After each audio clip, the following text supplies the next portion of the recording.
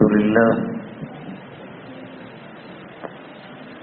نحمده ونستعينه ونستغفره ونؤمن به ونتوكل عليه ونعوذ بالله من شرور أنفسنا ومن سيئات أعمالنا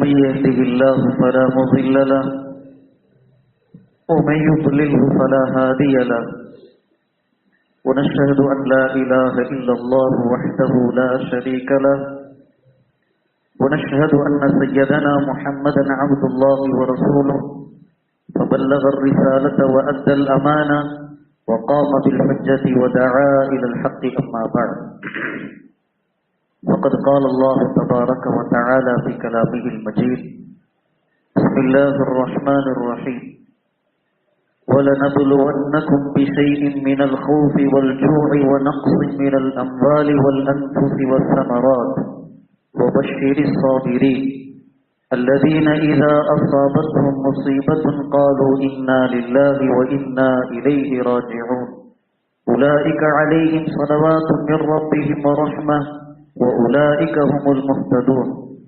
وروي عن دعائه صلى الله عليه وسلم يوم البدر اللهم إن تهلك هذه العصابة من أهل الإسلام لا تعبد في الأرض أو كما قال صلى الله عليه وسلم.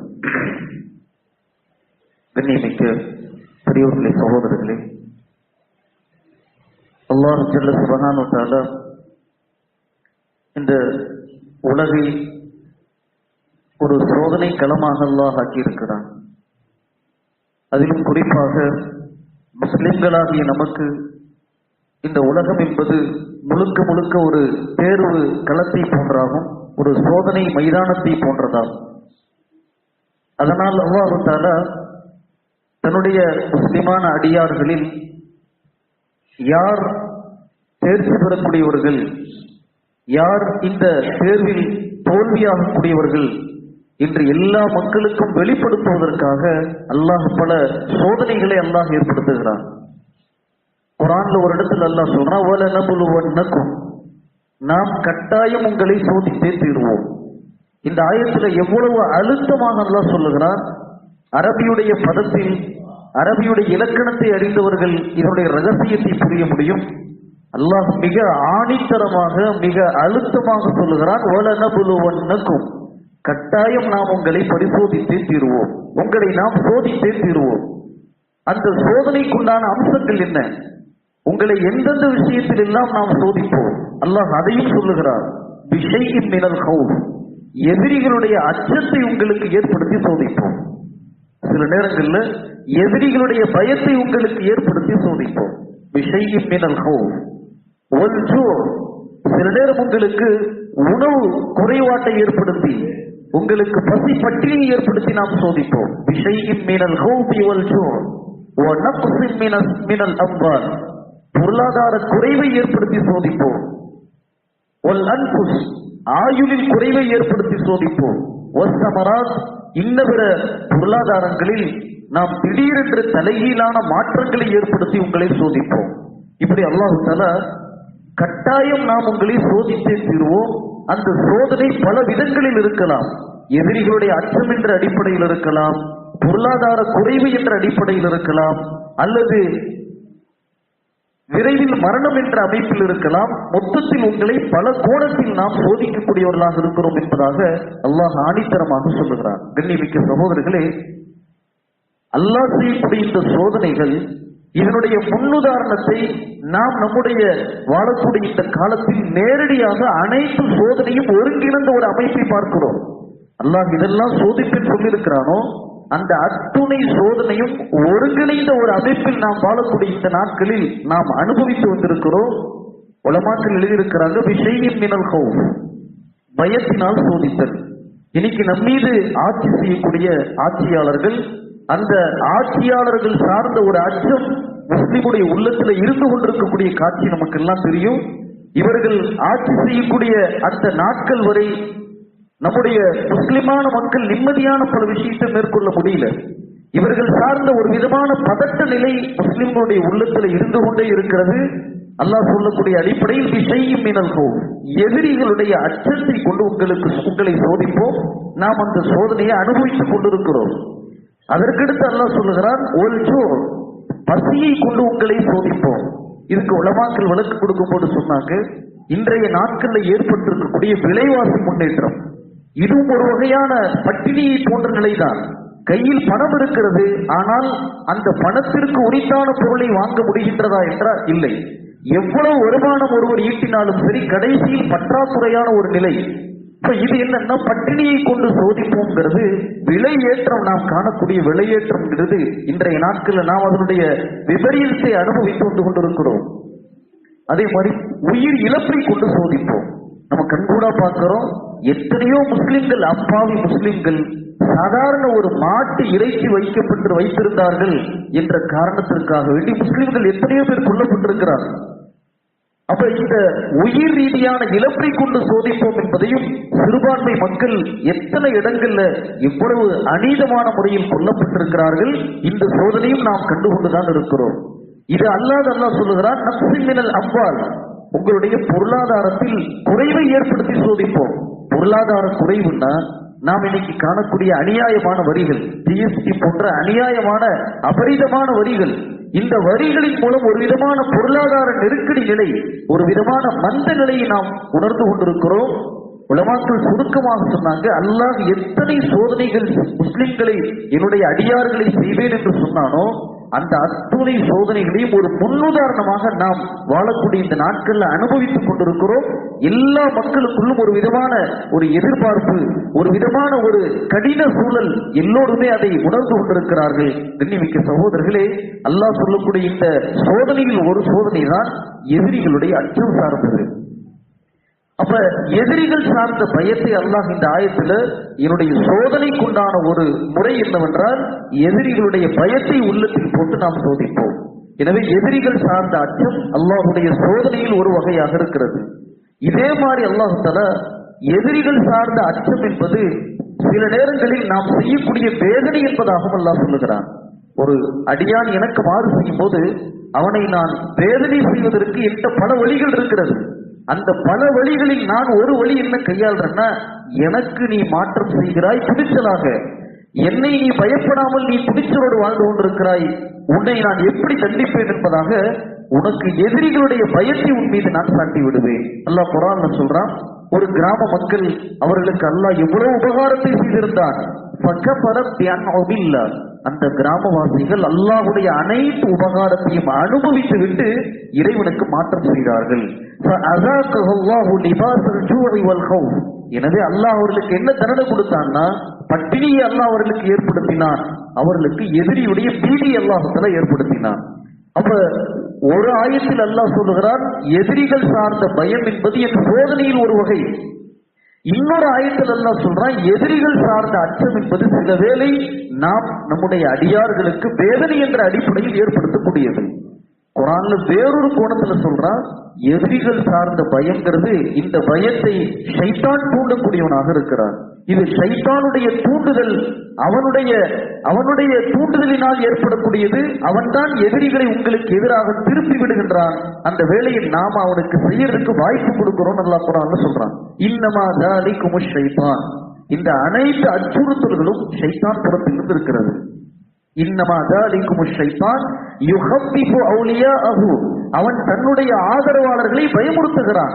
அல்லாஹ் சொல்றான், ஃபலா தகாஃபூஹும், நீங்கள் அவர்களுக்கு பயப்படாதீர்கள், வகாஃபூனி, என்னை மட்டுமே பயப்படுங்கள். ஷைத்தானுடைய ஆதரவாளர்களாக ஆகி அவன் காட்டக்கூடிய அச்சுறுத்தல் பயத்திற்கெல்லாம் நீங்கள் பயப்படாதீர்கள் சொல்லி அல்லாஹ் ஆறுதல் தெரிவிக்கிறான். ஃபலா தகாஃபூஹும் வகாஃபூனி, அவர்களுக்கு நீங்கள் அஞ்சாதீர்கள், என்னை மட்டுமே பயப்படுங்கள் என்பதாக அல்லாஹ் சொல்லுகிறான். கண்ணியமிக்க சகோதரர்களே, எனவே எதிரிகள் சார்ந்த பயம்ங்கிறது ஷைத்தானுடைய சூழ்ச்சியில் ஒன்றாகவும் இருக்கிறது. குர்ஆன் இந்த இடத்துல சொல்லுது. மக்களை பயப்படக்கூடியவர்கள் யாராக இருப்பாங்கன்னா, யூதர்களுடைய பண்பு தான் மக்களை பார்த்து பயப்படுதல். மனிதர்களை பார்த்து ஒரு முஸ்லிம் பயப்பட மாட்டான். ஒரு முஸ்லிம் அல்லாஹ்வை கண்டு மட்டும்தான் அஞ்சக்கூடியவன். மனிதர்களை பார்த்து பயப்படுதல் அப்படிங்கிறது யாருடைய பண்புனா, யூதர்களுடைய பண்பு. அல்லாஹ் சொல்றான், ல அன்தும் அஷத்து ரஹ்பத்தன் ஃபீ சுதூரிஹிம் மினல்லாஹ், இந்த யூதர்கள் அவர்கள் அல்லாஹ்வை விட உங்களை கண்டு பயப்படுகிறார்கள். அவங்களுடைய பயம் என்னன்னா அல்லாஹ் மேல கூட அவங்க பயம் அவ்வளவு பயம் இல்ல, உங்களை பார்த்து அவங்க அதிகம் பயப்படுறாங்க. அப்ப மனிதர்களை பார்த்து இவர் இப்படி செஞ்சிருவாரு, அவர் அப்படி செஞ்சிருவாரு, இப்படிப்பட்ட அச்சம் யூதர்களுடைய பண்பு என்பதாகவும் குர்ஆன் சொல்லி காட்டுது. உண்மை முஃமின் எப்படிப்பட்டவன்னா எதையும் பயப்பட மாட்டார். எப்படிப்பட்ட அச்சங்கள் ஏற்பட்டாலும் எதிரிகளுடைய எந்த பயம் அவங்களுடைய உள்ளத்தை தொடவே தொடாது. ஒரு சந்தர்ப்பத்துல சஹாபாக்கள் ஒரு யுத்தம் முடிந்து அவர்கள் திரும்பிக் கொண்டிருக்கிறார்கள். அந்த யுத்தத்திலும் அவர்கள் நிறைய சிரமங்களை பட்ட அடிப்படையில் திரும்பிக் கொண்டிருக்கிறார்கள். இப்ப அவர்களுக்கு செய்தி சொல்லப்படுகிறது, எந்த எதிரியை நீங்கள் எதிர்த்து வந்திருக்கிறீர்களோ அந்த எதிரிகள் இன்னும் ஊருக்கு திரும்பல, அவர்கள் ஒரு இடத்தில் மீண்டும் உங்களுக்கு எதிராக குழுமி ஒரேதடியாக உங்களை அழிப்பதற்கு மீண்டும் உங்கள் மீது தாக்குதல் தொடுக்க வரவிருக்கிறார்கள். முஸ்லிம்கள் அப்போதுதான் யுத்தத்தில் மிக சிரமப்பட்டு மிக அதிக நபர்கள் கொல்லப்பட்டு ஒரு தோல்வியை போன்ற நிலை, ஒரு விசேஷமான ஒரு சூழல் பாதிக்கப்பட்டு அவர்கள் திரும்பி வந்து கொண்டிருக்கிறார்கள்.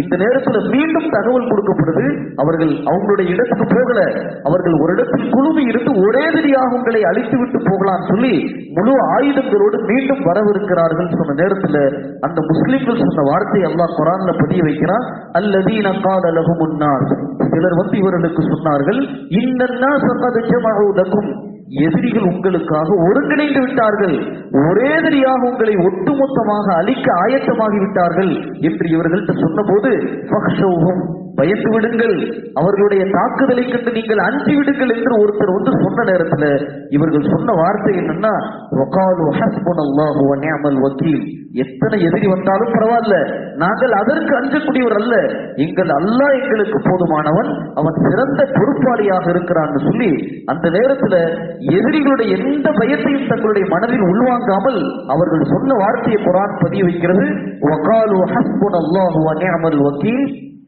அல்லாஹ் எங்களுக்கு போதுமானவன், அவன் சிறந்த பொறுப்பாளனாக இருக்கிறார். கண்ணியமிக்க சகோதரர்களே, நான் அடிப்படையில் சொல்ல வரக்கூடிய தகவல் என்னன்னா, எதிரிகள் சார்ந்த பயம் அல்லாஹுடைய சோதனையாக கூட இருக்கலாம், எதிரிகள் சார்ந்த பயம் அல்லாஹுடைய வேதனையாக கூட இருக்கலாம், எதிரிகள் சார்ந்த அந்த பயம் ஷைத்தானுடைய சூழ்ச்சியாகவும் குர்ஆன் சொல்லுகிறது. எதிரிகளை பயப்படக்கூடியவர்கள், அவர்கள் அதிக மக்களை கண்டு அஞ்சக்கூடியவர்கள் யூதர்களாக யூத பண்பு கொண்டவர்கள் என்பதாக அர்த்தம். ஒரு உண்மையான முஃமின் எதிரிகளுடைய எவ்வகையான அச்சம் உள்ளத்தை தொட்டாலும் சரி, அவருடைய மனதில் இந்த எண்ணம் இருந்து கொண்டே இருக்கும், வகாலு ஹஸ்புனல்லாஹு வ நிஅமல் வக்கீல், அல்லாஹ் எங்களுக்கு போதுமானவன், அவன் சிறந்த பொறுப்பாளி என்ற உணர்வு அவர்களுக்குள் இருந்து கொண்டே இருக்கும். கண்ணியமிக்க சகோதரர்களே, நாம் படிக்கக்கூடிய எத்தனையோ பேப்பருடைய செய்தித்தாள்களுடைய செய்திகள், அந்த செய்திகள்ல என்ன முன்வைக்கப்படுதுன்னா, இந்த ஆட்சியின் மூலமாக, அநீதமிக்க ஒரு ஆட்சியின் மூலமாக அவர்களுடைய இலக்கு என்பது சிறுபான்மை மக்கள் தான். சிறுபான்மை மக்கள் அவர்கள் முழுக்க ஒடுக்கப்படுவார்கள், அவர்கள் இந்த நாட்டை விட்டு துரத்தப்படுவார்கள். இப்படி பல தகவல்களை படிக்கக்கூடிய நேரத்தில் முஸ்லிம்களுடைய உள்ளத்துல ஒரு விதமான அச்ச உணர்வு ஏற்படுகிறது.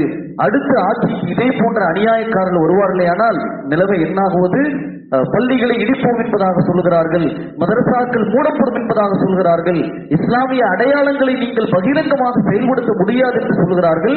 இது போன்ற விஷயங்களை கேள்விப்படுறப்ப இயற்கையில் ஒரு முஸ்லிமுக்கு எதிரிகள் சார்ந்த பயம், ஒரு விதமான அச்சம்ங்கிறது ஏற்படுகிறது. நாம் அடிக்கடி இந்த விஷயத்தை பேசக்கூடிய காரணத்தினால நமக்கு எதிரிகளுடைய பயம் நம்முடைய உள்ளத்தில் வந்துடலாம். நாம் ஒரு விஷயத்தை ஆணித்தரமாக மனதில் இருத்திக் கொள்ள வேண்டும், இவர்களால் எதுவும் செய்ய முடியாது, அல்லாஹ் மட்டும்தான் அனைத்தையும் செய்யக்கூடியவன். இப்போது நாமும் இந்த வார்த்தையை சொல்ல வேண்டிய தேவை இருக்கிறது. எத்தனை எதிரிகள் ஒன்று சேர்ந்து முஸ்லிம்களுக்கு எதிராக சதி செய்தாலும் நாம் மனதளவில் சொல்லக்கூடிய ஒரு வார்த்தை, வகாலு ஹஸ்புனல்லாஹு வ நிஅமல் வக்கீல், எவ்வளவு கூட்டம் ஒருங்கிணைந்தாலும் சரி எங்களோடு அல்லாஹ் இருக்கிறான், ஹஸ்புனல்லாஹ், அல்லாஹ் எங்களுக்கு போதுமானவன், அவன் எங்களுக்கு சிறந்த பொறுப்பாளி. இந்த விஷயத்தை நாம் அடிக்கடி நம்முடைய மனதில் இந்த நாட்கள்ல நாம் அசைவோட கடமைப்பட்டிருக்கிறோம். கண்ணியமிக்க சகோதரர்களே, நம்முடைய உலமாக்கள் பயத்தை 3 வகையாக பிரித்திருக்கிறார்கள். அச்சம் என்பதை 3 வகையாக பிரித்து எழுதியிருக்கிறார்கள். முதலாவது ஒரு அச்சம் என்னன்னா, இப்படிப்பட்ட பயம் உருவாக்குதல், நாம் இவரை திருப்திப்படுத்தவில்லை என்றால் இவரால் நம்முடைய பொருளாதாரத்தில் நஷ்டம் ஏற்படும், இவருக்கு நாம் கட்டுப்படவில்லை என்றால் இதன் மூலமாக நமக்கு நம்முடைய ஆயுள் இன்னவர நஷ்டங்கள் நமக்கு ஏற்படும் சொல்லி யாரோ ஒரு கற்பனை தோற்றத்தை நாம யூகித்துக் கொண்டு அவரால் நமக்கு லாபம் ஏற்படும், அவருக்கு அடிபணிந்தால் நமக்கு லாபம் ஏற்படும், அவருக்கு மாற்றம் செய்தால் நஷ்டம் ஏற்படும். இப்படி நாமே சில கற்பனை தோற்றங்களை உருவாக்கி கொண்டு அவர்களை பயந்து வாழுதல், இந்த பயங்கிறது உலமாக்களிலே இணை வைப்பு என்பதாக இருக்கிறார்கள். நாம ஒரு கற்பனை தோற்றத்தை ஏற்படுத்தி இவர் சந்தோஷமா இருந்தா நாம லாபம் பெறலாம், இவருக்கு கட்டுப்பட்டு நடந்தால் நமக்கு லாபம் ஏற்படும், இவரை பயந்து நடந்தால் நமக்கு லாபம் ஏற்படும் சொல்லி கற்பனை தோற்றத்தை உருவாக்கி கொண்டு அதற்கு நாம் அஞ்சி அஞ்சி வாழக்கூடிய இந்த நிலை, இந்த அச்சம் இணை வைப்பு என்பதாக இருக்கிறார். மக்காவுடைய இணை வைப்பாளர்கள், அந்த இணை வைப்பாளர்களுடைய எண்ணம் என்னன்னா, அடிக்கடி அவர்கள் என்ன சொல்லுவாங்கன்னா, நீங்க ஒரே இறை கொள்கையை நீங்கள் ஏற்றுக்கொண்டிருக்கிறீர்கள், சஹாபாக்களை பார்த்து சொல்லுவாங்க, நீங்க அல்லாஹ் ஒருவன் என்று வணங்குகிறீர்கள், எங்களுடைய தெய்வங்கள் உங்களுக்கு பாதிப்பை ஏற்படுத்தும், எனவே பயந்து கொள்ளுங்கள், நாங்கள் வணங்கக்கூடிய தெய்வங்கள் உங்களுக்கு பாதிப்பு ஏற்படுத்தும், உங்களுடைய உயிரில நஷ்டம் ஏற்படும், உங்களுடைய பொருளாதாரத்தில் நஷ்டம் ஏற்படும், எங்களுடைய தெய்வங்கள் உங்களுக்கு எல்லா பாதிப்பு ஏற்படுத்தும், பயந்து கொள்ளுங்கள் சொல்லுவாங்க. அப்ப சஹாபாக்கள் இது எதையும் அஞ்சாமல், எங்களுடைய அல்லாஹ் தான் அனைத்தையும் செய்து கொண்டிருக்கிறான், அவன் தான் லாப நஷ்டத்திற்கு பொறுப்பாளி, நீங்கள் வணங்கக்கூடிய இந்த தெய்வங்களை நீங்கள் கற்பனையாக யூகித்து அது எங்களுக்கு லாபம் தரும், அதை நாங்கள் வழிபடவில்லை என்றால் எங்களுக்கு நஷ்டம் ஏற்படுத்தும் என்று நீங்கள் பயப்படுகிறீர்களே, இந்த பயம் அச்சமற்றது, நாங்கள் இந்த பயம் தேவையற்றது, நாங்கள் எங்களுடைய அல்லாஹ்வை மட்டும் பயப்படக்கூடியவர்கள். இப்ராஹிம் அலைஹிஸ்ஸலாம் அவர்கள் தங்களுடைய சமூகத்தை நோக்கி இதைத்தான் சொன்னாங்க, நீங்கள் வணங்கக்கூடிய தெய்வத்தை பார்த்து நான் பயப்படக்கூடியவன் அல்ல, அது ஏதேனும் ஆபத்தை ஏற்படுத்திடுமோ, ஏதாவது நஷ்டத்தை எங்களுக்கு ஏற்படுத்திடுமோன்னு சொல்லி நீங்கள் வணங்கக்கூடிய தெய்வத்தை பார்த்து நான் அஞ்சக்கூடியவன் அல்ல, நீங்கள் என்னுடைய அல்லாஹ்வை பயப்படாத போது உங்களுடைய கற்பனை தெய்வங்களை நான் ஏன் கண்டு அஞ்ச வேண்டும் சொல்லி இப்ராஹிம் அலைஹிஸ்ஸலாம் சொன்னாங்க. சத்திய தெய்வமான அல்லாஹ்வுக்கு மாறுபடுகிறீர்கள், அந்த மாறுபட்ட பிறகு அஞ்சாமல் வாழ்ந்து கொண்டிருக்கிறீர்கள், உங்கள் கற்பனை தெய்வங்களுக்கு நான் ஏன் பயப்பட வேண்டும் சொல்லி இப்ராஹிம் அலைஹிஸ்ஸலாம் தெளிவா சொன்னாங்க. இன்று முஸ்லிம்கள் உள்ளத்தில் இது சார்ந்த அச்சம் நிரம்பி இருக்கிறது. சில இறைநேசர்களை திருப்திப்படுத்தவில்லை என்றால், அவர்களுடைய சன்னிதானத்திற்கு நாம் சென்று வரவில்லை என்றால் நம்முடைய வியாபாரத்தில் பறக்கத்து ஏற்படாது, நம்முடைய குடும்பத்தில் ஏதேனும் பாதிப்பு ஏற்பட்டும், இது மாதிரி சில கற்பனை அச்சங்களை உருவாக்கி கொண்டு நாம் செய்யக்கூடிய சில பயணங்கள், நாம் மேற்கொள்ளக்கூடிய சில அமல்கள், இந்த செயல்பாடுகள் எல்லாம் இது இணை வைப்பை சார்ந்தது என்பதாக உலமாக்கள் எழுதியிருக்கிறாங்க. எனவே கற்பனையாக லாப நஷ்டத்தை முன்வைத்த சில நபரை கண்டு நாம் அஞ்சக்கூடிய இந்த அச்சம் இது தேவையற்றது, இது இணை வைப்பு என்பதாக எழுதியிருக்கிறார். இரண்டாவது ஒரு வகையான அச்சம் என்னன்னா, ஒரு எதிரியான நபர் அந்த எதிரியுடைய நிர்பந்தத்தின் பேரில் மார்க்கம் தடுத்த ஒரு காரியத்தை பயந்து செய்கிறார். ஒரு எதிரி ஒரு மார்க்கம் சொன்ன வணக்கத்தை செய்யக்கூடாதுன்னு சொல்றதுனால அவருடைய அச்சமடிப்புள்ள ஒரு இபாதத்தை செய்யாம இருக்கிறார்னா இந்த அச்சம் ஹராம் என்பதாக இருக்கிறான். முதல் வகையான அச்சம்ங்கிறது இணை வைப்பு, அது கூடவே கூடாது. இரண்டாவது அச்சம் ஒரு எதிரிக்கு பயந்து மார்க்கம் தடுத்த காரியத்தை செய்தல், ஒரு எதிரிக்கு பயந்து மார்க்கம் ஏவிய வணக்கத்தை விட்டு விடுதல், இந்த எதிரியுடைய அச்சத்தினால் மார்க்க உத்தரவுக்கு மாற்றம் செய்தல், இதை ஹராம் என்பதாக இருக்கிறார்கள். கண்ணியமிக்க சகோதரர்களே, எப்பேற்பட்ட அச்சத்தை அவர்கள் ஏற்படுத்தினாலும் சரி, நாம் மார்க்க விஷயத்தில் சமரச போக்கை மேற்கொள்ள மாட்டோம். நாம் அல்லாஹ்விற்கு அடிமை, எனவே அவன் என்ன சொல்லுகிறானோ அந்த கட்டளையை நாம் பின்பற்றக்கூடியவர்கள். அல்லாஹ் தஆலா மறுமை நாள்ல சில அடியார்களை எழுப்பி கேட்பானா, அடியானே, உன் கண் முன்னால் இந்த தப்பு நடக்கும் போது நான் ஏவிய உத்தரவுக்கு உன் கண் முன்னால் மாற்றம் செய்து கொண்டிருந்தார்கள், அந்த நேரத்தில் நீ ஏன் பார்த்து தடுக்கவில்லை? நான் ஒரு உத்தரவிட்டிருந்தேன், அந்த உத்தரவுக்கு மாற்றமாக ஒரு காரியம் நடந்து கொண்டிருச்சு உன் கண் முன்னால, அந்த காரியத்தை நீ ஏன் தடுக்கலன்னு சொல்லி அல்லாஹ் மறுமையில ஒரு அடியான்ட்ட கேட்பானா? அப்ப அந்த அடியான் இந்த வார்த்தையை சொல்லுவானா, இறைவா, நான் அதை தடுத்தால் மக்கள் என்னை ஏதோ குறை சொல்லுவாங்க, அவர்கள் என்னை ஏதாவது துன்புறுத்துவாங்கிற பயத்துல நான் அதை தடுக்காமல் விட்டேன்னு சொல்லி அடியான் சொல்லுவானோ. அப்ப அல்லாஹ் சொல்லுவானா, நீ என்னை ஏற்றுக்கொண்டிருக்கிறாய், நீ என் மீது நம்பிக்கை கொண்ட அடியானா, என்னை மட்டும் தானே பயப்பட வேண்டும், நீ மக்களை கண்டு என்னுடைய மார்க்க உத்தரவு மீறும் போது மக்களுடைய அச்சத்தை முன்வைத்து நீ தடுக்காமல் இருந்து விட்டாயே, நீ என்னை ஏற்றுக்கொண்ட அடியானா என்பதாக அல்லாஹ் அந்த அடியானை பார்த்து குறையாக கேட்பானாம். எனவே நாமும் பயப்பட வேண்டும் அல்லாஹ்வுடைய உத்தரவுக்கு. அல்லாஹ்வுடைய உத்தரவு மீறக்கூடிய நேரத்தில் நாம் எந்த நபருடைய பழி சொல்லையும் முன்வைத்து நாம் அதை தடுக்காமல் விட்டு விடுவதோ அல்லது நாம் அதில் சமரச போக்கை மேற்கொள்வதோ, இது நாளை நம்முடைய இறைவன்ட்ட நம்ம பதில் சொல்ல ஒரு அவசியமான விஷயமாக ஆயிரும். கண்ணிமிக்க சகோதரர்களே, நாம் பார்க்கிறோம் எத்தனையோ முன்கர் மார்க்கம் தடுத்த காரியங்கள் இன்று தேர்தலுக்கு இந்த சந்தர்ப்பத்தில் சகஜமாக நம்முடைய பெண்மணிகள் ஆங்காங்கே சுற்றித் திரிகிறார்கள். அவர்கள் அந்நிய ஆண்களோடு பேசுகிறார்கள். ஒரு சல்லி பைசாக்களுக்காக அவர்கள் ஆங்காங்கே சுற்றித் திரியக்கூடிய காட்சிகளை எல்லாம் பார்க்கிறோம். இதை பார்த்து நாம் இது ஒரு முன்கர் மார்க்கம் தடுத்த ஒரு காரியம். இது போன்ற பணங்களுக்கு பின்பாக நாம் சென்று அதை வாங்கி இது போன்று நாம் லாபத்தை அனுபவித்தல்கிறது மார்க்கம் தடுத்த ஒரு முன்கர். இந்த காரியத்தை பார்க்கக்கூடிய நாம் மக்கள் ஏதோ சொல்லுவாங்க, அந்த கட்சிக்காரங்க விமர்சனம் செய்வாங்க, இல்லைன்னா ஏதாவது பிரச்சனை ஆயிரும், இப்படிங்கிற அடிப்படையில் நாம் இந்த தீயதை தடுக்காமல் இருந்திருந்தால் அல்லாஹ் மறுமையில கேட்பான், நீ என்னை ஏற்றுக்கொண்டவனா இல்லது மக்களுடைய அந்த பழி சொல்லை பயந்து வாழக்கூடியவனா? என்னை பயப்படக்கூடியவராக இருந்தால் என் உத்தரவு மீறக்கூடிய நேரத்தில் நீ கேட்டிருக்க வேண்டாமான்னு சொல்லி அல்லாஹ் தஆலா நம்மை விசாரிப்பான். கண்ணிமிக்க சகோதரர்களே, எனவே நாம் மார்க்க உத்தரவு மீறக்கூடிய நேரத்தில் நாம் யாரையும் பயப்பட வேண்டிய தேவையில்லை. அதை நாம் தடுக்கக்கூடிய கடமை நம்ம மீது இருக்கிறது. மூன்றாவது அச்சத்தை சொல்லுகிறார்கள், இயற்கையாக ஏற்படக்கூடிய பயங்கள். இந்த பயத்தை விட்டு யாரும் விதிவிலக்கானவர்கள் அல்ல.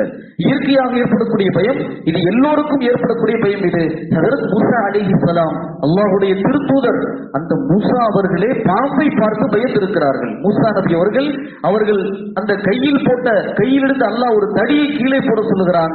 அந்த தடி பாம்பாக மாறி அந்த காட்சியை பார்த்து மூசா அலைஹிஸ்ஸலாம் பயந்து ஓடுகிறார்கள். அல்லாஹ் சொல்லுகிறான், மூசாவே லா தகஃப், நீங்கள் பயப்படாதீர்கள், இந்த தடியை கையில் எடுங்கள் என்பதாக அல்லாஹ் சொல்லுகிறான். கண்ணிமிக்க சகோதரர்களே, இந்த அச்சத்துடைய மூன்றாவது வகை இயற்கையாக ஏற்படக்கூடிய பயம். இந்த பயத்தை மார்க்கம் குறை சொல்ல கிடையாது. இந்த பயம் நபிமார்களுக்கு கூட ஏற்பட்டிருக்கிறது. ஃபிரௌன் என்னை கொன்று விடுவான் என்ற அச்சத்துல மூசா அலைஹிஸ்ஸலாம் அவர்கள் நாட்டை விட்டு அல்லாஹ்வுடைய உத்தரவடிப்பல்ல வேறு இடத்திற்கு செல்லுகிறார்கள். கேட்ட நேரத்தில் இந்த வார்த்தையை சொல்லுகிறாங்க, இன்னி அகாஃபு அன் யக்துலூன், ஃபிரௌன் என்னை கொன்று விடுவானோ என்று நான் பயந்தேன் என்பதாக சொல்றாங்க. எனவே இது போன்ற அச்சங்கள் எதேச்சையாக ஏற்படக்கூடிய அச்சங்கள், இது தடை கிடையாது. நாம் இந்த வகையான அச்சங்கள் விஷயத்திலையும் அல்லாஹ்வுடைய பயத்தை முன்னிறுத்த வேண்டும். அல்லாஹ் நபிமார்களுக்கு இது போன்ற பயத்தை ஏன் ஏற்படுத்தினான்னா சராசரி மக்கள் உணர்வதற்காண்டி ஏற்படுத்தியிருக்கான். இல்லைன்னா நபிமார்கள் அல்லாஹ்வை மட்டும்தான் பயப்படக்கூடியவங்க. இது போன்ற இயற்கையான விஷயத்தை கொண்டு பயம் அல்லாஹ் ஏன் ஏற்படுத்தினான்னா சராசரி மக்களான நம்முடைய படிப்பினைக்காண்டி பாடத்திற்காண்டி அல்லாஹ் ஏற்படுத்தி இருக்கிறான். நம்முடைய முன்னோர்கள் இந்த சாதாரண அச்சத்தை கூட, இயற்கையான அச்சத்தை கூட தவிர்த்து வந்திருக்கிறாங்க. அதை கூட தங்களுடைய உள்ளத்தில் அவங்க இடமளிக்காமல் இருக்கிறாங்க. ஒரு அறிஞருடைய பேர் ஆமீர் இப்னு அப்துல்லா. அந்த ஆமீர் இப்னு அப்துல்லாங்கிற அந்த அறிஞர் அவங்க ஒரு நாள் தொழுது கொண்டிருக்கிறாங்க. அந்த தொழக்கூடிய நேரத்தில் அவர்களுடைய அந்த சட்டைக்குள்ள ஒரு பாம்பு புகுந்துருச்சு. ஆமீர் இப்னு அப்துல்லா ரஹிமஹுல்லாஹ் அவங்க தொழுது கொண்டிருக்கிறாங்க. அவங்க தொழக்கூடிய நேரத்தில் அவங்களுடைய ஆடை வழியாக ஒரு பாம்பு உள்ள பூந்துருச்சு. அந்த உள்ள புகுந்த பாம்பு அந்த ஆடை வழியாகவே சென்று பிறகு கீழே அப்படி இறங்கி போயிடுச்சு. இப்ப சுற்றி இருக்கக்கூடிய மக்கள் எல்லாம் பார்த்து அந்த பாம்பை அடிச்சுட்டாங்க. அடித்த பிறகு ஆமீர் இப்னு அப்துல்லா அவங்க நிம்மதியா தொழுது முடிக்கிறாங்க. தொழுது முடிச்ச உடனே ஆமீர் இப்னு அப்துல்லா போய் சொன்னாங்களா, அந்த பாம்பு உள்ளிருந்து வந்ததே, நீங்கள் ஏன் தள்ளி விட்டிருக்கலாமே, அது உங்களுடைய உடையில் ஏறக்கூடிய நேரத்திலேயே அதை நீங்கள் உதைத்திருக்கலாமே, ஏன் இப்படி நீங்கள் மெய்மறந்திருப்பீர்கள் சொல்லி ஆமீர் இப்னு அப்துல்லா அவங்கள்ட்ட கேட்ட நேரத்துல ஆமீர் இப்னு அப்துல்லா அவங்க சொன்ன வார்த்தை என்னன்னா, தோழர்களே, நான் இதைவிட ஒரு உயர்ந்த ரட்சகன் முன்னால் நிற்கிறேன், அல்லாஹ்வுடைய முன்னால் நிற்கிறேன். அவனுடைய படைப்பிற்கு அவனுக்கு முன்னால் நான் எப்படி பயப்பட முடியும்? அந்த உயர்ந்த வல்லவனான அல்லாஹ்வுக்கு முன்னாடி நிற்கும் போது அவனுடைய படைப்புக்கு நான் பயந்தேனே, ஆனால் இது வெட்கமான விஷயம். இது என் முன்னால் நின்று கொண்டு என்னுடைய படைப்பை நீ பயப்படுகிறாயா?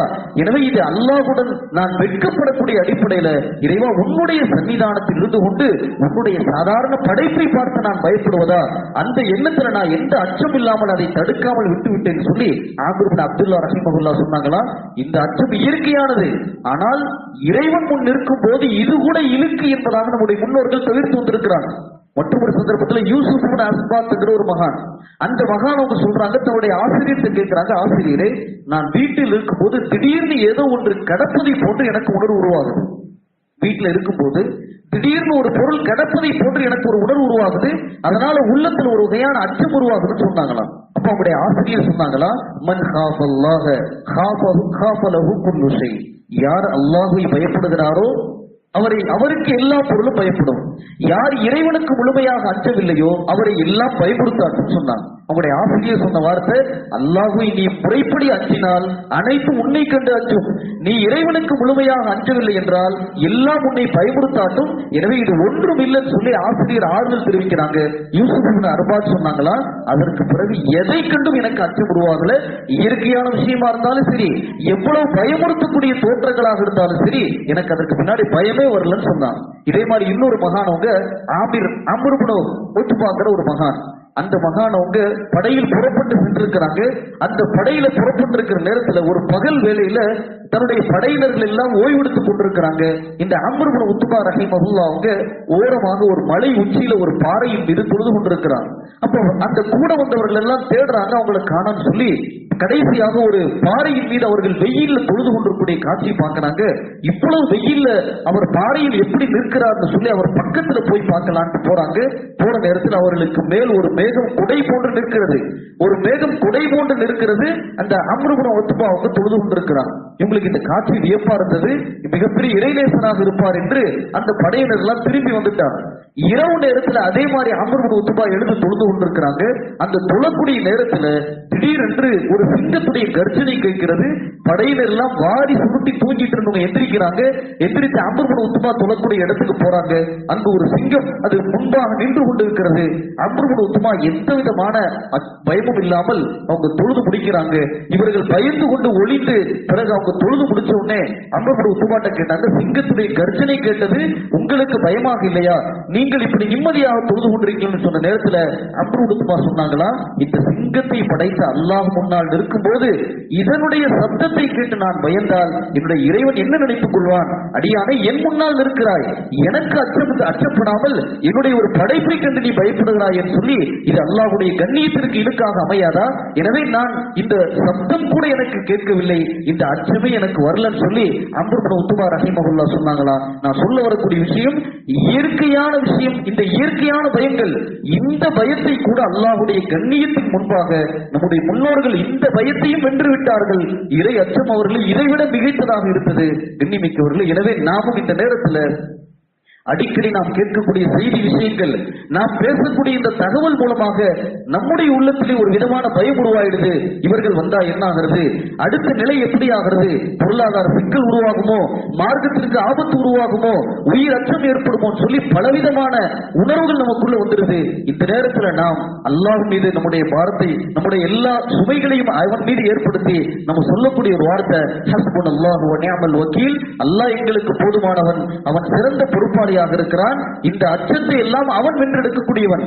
நாம் இறைவன் பக்கம் இந்த நேரத்தில் ஒதுங்கிட்டோம்னா எல்லா அச்சத்தையும் அவன் நமக்கு நிம்மதி தரக்கூடியதாக அல்லாஹ் மாத்திடுவான். ஒரு மன்னர், அந்த மன்னர் அவர் பருந்து வளர்ப்பதில் ஆர்வம் உள்ளவர். ஒரு மன்னர் பருந்து வளர்ப்பதில் ஆர்வம் உள்ளவர். மிக உயர்ந்த வகையான பருந்துகளை எல்லாம் வாங்கி அவர் வேட்டைக்கு பயன்படுத்தக்கூடியவர். அந்த மன்னர் ஒரு பருந்தை வாங்கிட்டு வர்றாரு.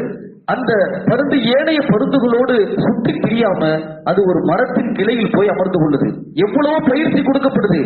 ஏனைய பருந்துகள் எல்லாம் பயிற்சிக்கு பின்பாக அது வேட்டையாடுகிறது, உயர்ந்து அது பறக்கிறது, எல்லா வேலைகளையும் செய்யுது.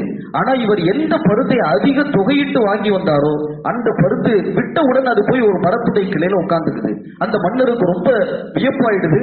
ஏனைய பருந்துகள் எல்லாம் பயிற்சிக்கு உட்படும் போது இது மட்டும் ஏன் இப்படி இருக்குன்னு சொல்லி அவர் சில நபர்களை எல்லாம் அழைக்கிறாரு. ஒரு மருத்துவர் அழைத்து கேட்கிறார், இதற்கு உடல் ரீதியான ஏதேனும் நோய் இருக்குமோ? இவ்வளவு தொகை போட்டு வாங்கி இருக்கிறோம், அதுல உடல் ரீதியான ஏதாவது நோய் இருக்கிற காரணத்தினால இது இப்படி போய் அமர்ந்து கொள்ளுதுன்னு சொல்லி வைத்தியம் பார்க்கப்படுது. ஆனாலும் எந்த முன்னேற்றமும் ஏற்படல. இப்படியே நாட்டில் பல நபர்களுக்கு அறிவிப்பு செய்யப்படுது, எப்படியாவது இது மற்ற பருந்துகளை போன்று பறந்தால் அந்த மாதிரி யாராவது செஞ்சுட்டாங்கன்னா அவங்களுக்கு சன்மானம் வழங்கப்படும். ஒரு சாதாரண ஒரு விவசாயி வர்றாரு. அந்த விவசாயியை பார்த்த உடனே மற்ற அந்த வைத்தியர்கள் எல்லாம் திகைத்து போறாங்க. நாங்க வைத்தியம் செய்து ஏற்படாத ஒன்று இந்த சாதாரண விவசாயி என்ன செய்ய முடியும் சொல்லி ஏளனமாக பார்க்கிறாங்க. அந்த விவசாயி அந்த மன்னன்ட்ட சொல்றாரு, நான் இதை பறக்க வைக்கிறேன், எனக்கு சன்மானம் கிடைக்குமான்னு சொல்லி. அப்ப அந்த மன்னர் சொல்றாரு, கட்டாயம் உனக்கு தருவேன்னு சொல்லி. அப்ப அந்த விவசாயி என்ன செஞ்சாருன்னா, மறுநாள் வேகமாக அந்த மரத்து மேல ஏறி அந்த பருந்து மரத்தில் அமர்வதற்கு முன்பாக அந்த மரக்கிளை எல்லாத்தையும் வெட்டி விட்டாரு. அந்த மரக்கிளையை முழுக்க வெட்டி முடிச்சுட்டாரு. இப்ப அந்த பருந்து கூட்டுல இருந்து பறக்க விடப்படுது.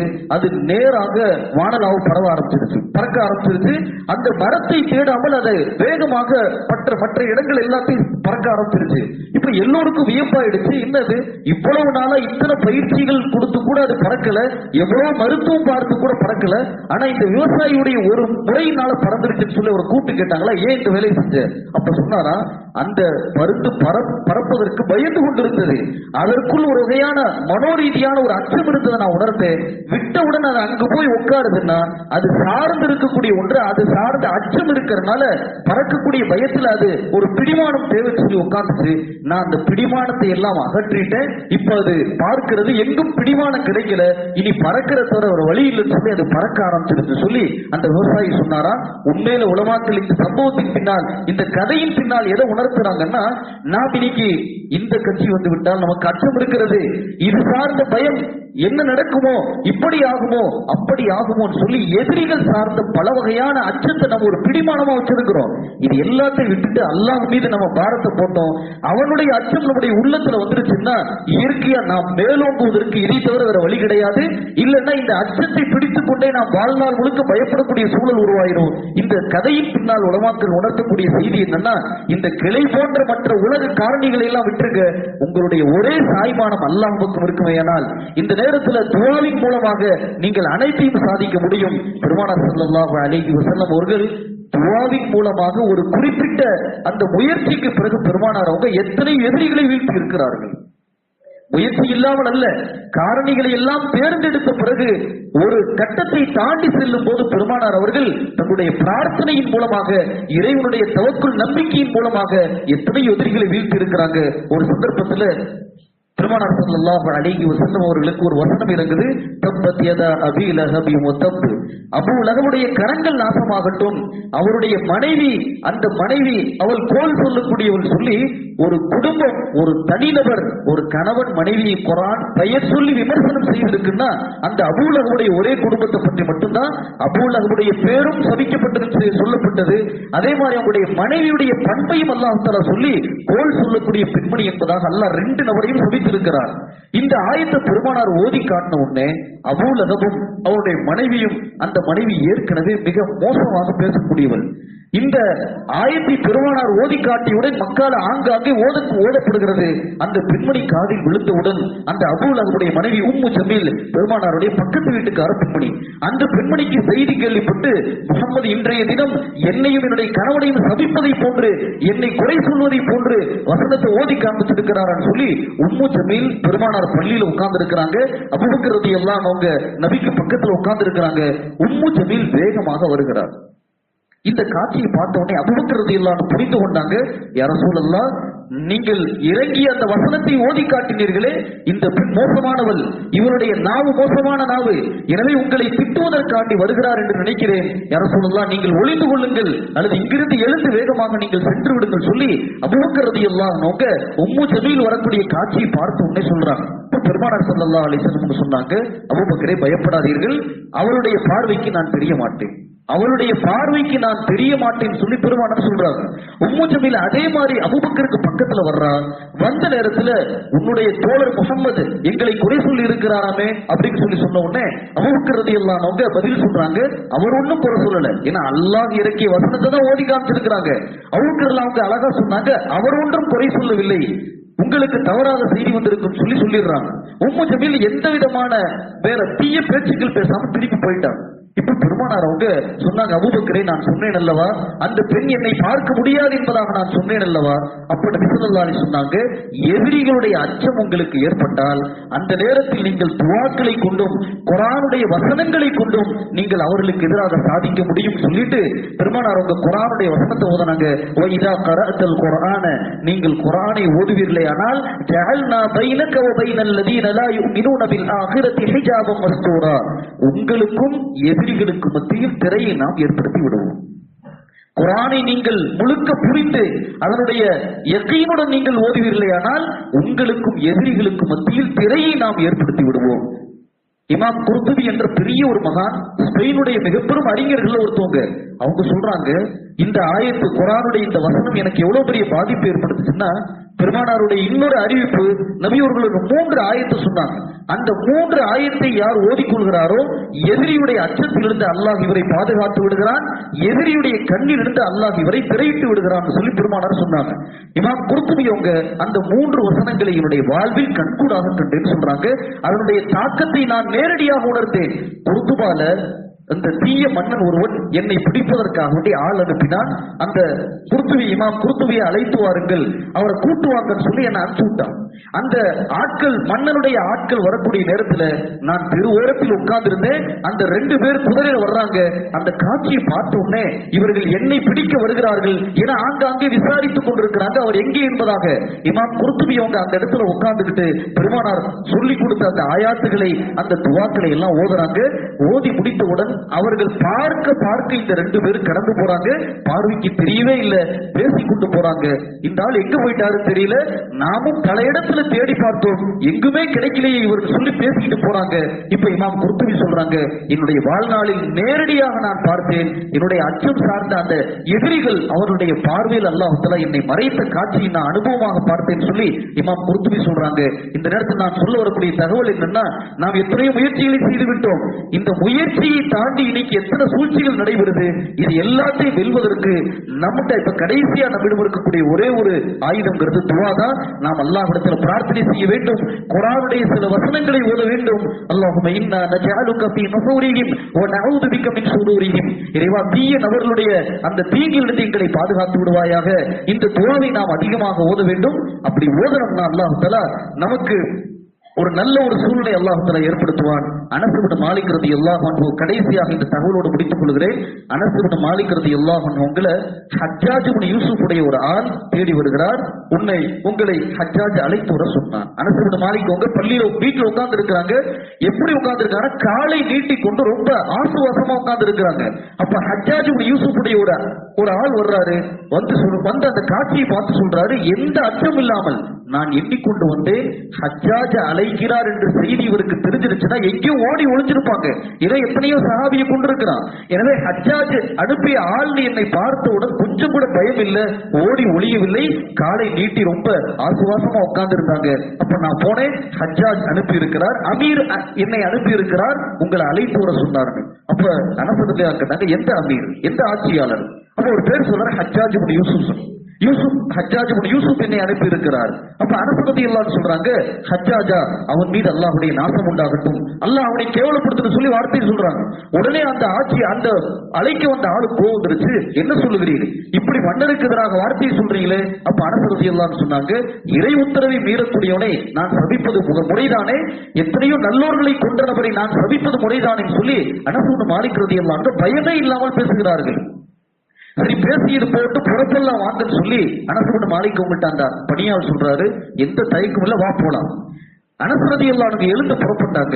ஹஜ்ஜாஜ் இப்னு யூசுஃபுடைய சபைக்கு போனாங்க. அப்ப ஹஜ்ஜாஜ் இப்னு யூசுப் அனஸ் ரலியல்லாஹு நேரடியாக சந்தித்து உரையாடல் நடக்குது. நிறைய விஷயங்கள், அல்லாஹ் உன்னை சபிக்கட்டும் சொல்றாங்க. ஹஜ்ஜாஜ் கேட்கிறான், என்ன சபிக்கட்டும் சொல்றீங்களே, உங்களுக்கு எவ்வளவு தைரியம்? அப்ப இறை உத்தரவை நீ தைரியமாக மீறும்போது உன்னை நான் சபிப்பது என்ன குறை இருக்கிறதுன்னு சொல்லி அனஸ் ரலியல்லாஹு பேசுறான். கடைசியா ஹஜ்ஜாஜ் சொன்னா, நான் உன்னோடு என்ன செய்வேன் தெரியுமா, உங்களை நான் என்ன செய்ய போகிறேன் தெரியுமா? அனஸ் ரலியல்லாஹு சொன்னாங்க, என்ன செய்ய போகிறாய், உன்னால் என்ன முடியும்? அப்ப ஹஜ்ஜாஜ் இப்னு யூசுப் சொன்னா, உங்களை கொல்ல போகிறேன்னு சொன்னேன். அப்ப அனஸ் இப்னு மாலிக் ரலியல்லாஹு சொன்னாங்களா, உன் கையில் உயிரை கொடுத்தல் எடுத்தல் இருந்திருந்தால் நான் உன்னை வணங்கி இருப்பேனே. உயிரை கொடுக்கிறது எடுக்கிறது உன் கையில இருந்துச்சுன்னா உன்னை வணங்கி இருப்பேன். என்னுடைய அல்லாஹ் கையில இருக்குது, உன்னால ஒன்றும் செய்ய முடியாது. இந்த வார்த்தையை கேட்ட ஹஜ்ஜாஜ் இப்னு யூசுப் அந்த திகைத்து போகிறான். அப்ப திகைத்த பிறகு ஹஜ்ஜாஜே கேட்கிறான், இவ்வளவு தைரியமாக பேசுகிறாயே, உன்னிடத்தில் அப்படி என்ன ஒரு ஆயுதம் வைத்திருக்கிறாய், இவ்வளவு தைரியமாக பேசக்கூடிய அளவு உன்னை தூண்டக்கூடிய சக்தி எதுன்னு கேட்கிறான். அப்ப அனஸ் இப்னு மாலிக் ரலியல்லாஹு சொன்னாங்களா, பெருமானார் ஸல்லல்லாஹு அலைஹி வஸல்லம் சொல்லி இருக்கிறாங்க, ஒரு துவா, நீண்ட துவாவை அறிவிக்கிறார்கள்.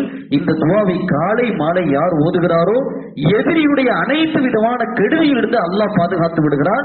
எதிரி அவரை ஒன்றுமே செய்ய முடியாதுங்கிற இந்த துவாவை நான் ஓதி இருக்கிறேன், இது என்னுடைய சக்தி என்பதாக அனஸ் இப்னு மாலிக் ரலியல்லாஹு சொல்றாங்க. உடனே ஹஜ்ஜாஜ் கேட்டானா, அந்த துவாவை எனக்கு கற்றுக் கொடுப்பியா? அப்ப அனஸ் சொன்னாங்க, அதெல்லாம் கற்றுக் கொடுக்க முடியாது உனக்குன்னு சொல்லிடுறாங்க. உடனே ஹஜ்ஜாஜ் இப்னு யூசுப் சற்று பயந்தவனாக அனஸ் இப்னு மாலிக் ரலியல்லாஹு அன்ஹு அனுப்பி விட்டா, நீங்க போகலாம்னு சொல்லி.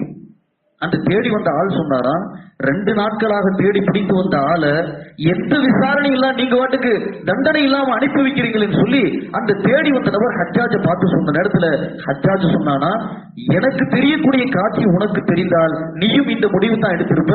அனசுடைய 2 புறத்திலும் நான் கர்ஜிக்கக்கூடிய சிங்கத்துடைய காட்சியை பார்க்கிறேன். அனசுடைய 2 புஜத்திலும் 2 புஜத்திலும் கர்ஜிக்கக்கூடிய சிங்கத்துடைய காட்சியை நான் பார்க்கிறேன். எனவே என்னால் அவரை ஒன்றும் செய்ய முடியாது, அதனால் நான் அனுப்பி வச்சுட்டேன்னு சொல்லி ஹஜ்ஜாஜ் யூசுப் சொன்னானா. நாம யோசிக்க வேண்டிய விஷயம் என்னன்னா, துஆக்கள் மூலமாக நம்முடைய ஒரே ஆயுதம் எதிரிகளுக்கு எதிராக. இந்த நேரத்தில் நாம் எத்தனை யுக்திகளை பயன்படுத்தலாம், எத்தனையோ நாம் எதிராக ஓட்டு கூட போடலாம். ஆனால் அதிலும் உத்தரவாதம் இல்லாத ஒரு காலமாக இருக்கிற காரணத்தினால நாம் முயற்சிகளை எல்லாம் செய்வதோடு நாம் அல்லாஹ்விடத்தில் பிரார்த்தனை செய்ய கடமைப்பட்டிருக்கிறோம். ஒவ்வொரு தொழுகையில நம்ம துவா செய்யணும். தனிப்பட்ட அடிப்படையில, இரவு தொழுகை அடிப்படையில நாம் துவாவின் மூலமாக நம்முடைய எதிரிகளுக்கு எதிராக உதவி தேடக்கூடிய ஒரு இக்கட்டான தருணத்தில் இருக்கிறோம். எனவே இந்த அச்சம் நம்முடைய உள்ளத்தை பாதிப்பு ஏற்படுத்தக் கூடாது. இந்த அச்சத்தை விட அல்லாஹ்வுடைய அச்சத்தை உள்ளத்தில் நிறுத்த வேண்டும். அப்படி நிறுத்தினா அல்லாஹ் தஆலா எல்லா இந்த அச்சத்தையும் நமக்கு நிம்மதி உள்ள பொருளாக அல்லாஹ் தஆலா மாத்திடுவான். அல்லாஹ் ஜல்ல சுப்ஹானஹு தஆலா எதிரிகளுடைய பீதியை விட்டு அல்லாஹ் நம்மை பாதுகாத்து ஒரு நல்லாட்சி இந்த நம்முடைய இந்திய திருநாட்டில் ஏற்படுவதற்கு அல்லாஹ் தஆலா தௌஃபீக் செய்வானாக. வ ஆகிரு தஅவானா அல்ஹம்துலில்லாஹி ரப்பில் ஆலமீன். சுன்னத்துல்லாஹ்.